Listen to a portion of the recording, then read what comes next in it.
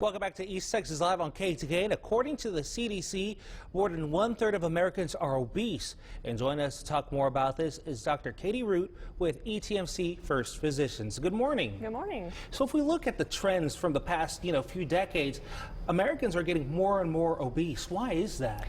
Well, we have seen a lot of changes over the last few decades as far as the availability of a lot of high-calorie foods. Fast food is getting much more convenient and the portion sizes are getting bigger. And if you also look at the technology, how that has increased, we're not needing to get up as much. Our jobs are much more sedentary, and I think that the combination of that is definitely affecting it. Another big reason is that the number of pharmaceuticals have increased. More and more American adults are on prescription medications, and a lot of these can contribute to weight gain.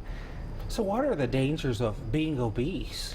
Well, obesity itself is a disease, and we have found that it causes a lot of other diseases along with it. We find diabetes, high blood pressure, high cholesterol. A lot of these problems are becoming a much more prevalent issue. And fat mass itself on the body can cause pressure on the joints. We see a lot of osteoarthritis in the knees. We see a lot of chronic back pain, obstructive sleep apnea. The list goes on. There's countless issues that we face with the rise in the obesity epidemic. So y'all are going to be opening a new weight loss management clinic in the fall. How are you going to go by determining, what dieting plan or weight loss plan is best for each individual? Well, that's just it. We look at the person as an individual and not just as a disease or a general process.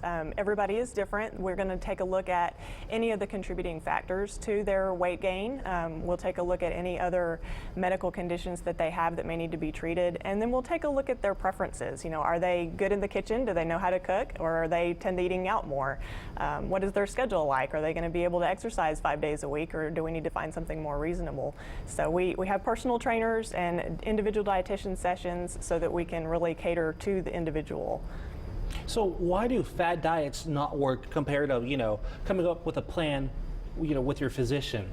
Right. Well, there seems like there's a new fad diet every week, and a lot of these can cause some weight loss initially, but then over the long term, that weight gain comes back. And so catering a plan to your physician, you can find a way to really change your lifestyle and be able to lose the weight and maintain that weight loss over time. So where can people learn more about your weight loss management clinic?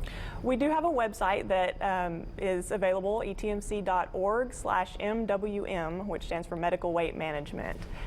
There's a area there where you can fill in your information, and we can contact you with more information about the program when it opens. All righty, well, thank you very much. Thank you for having me. All righty, coming up, the fall is finally here, but 90-degree temperatures may still be possible. Marcus has the forecast next. You're watching East Texas Live on KETK.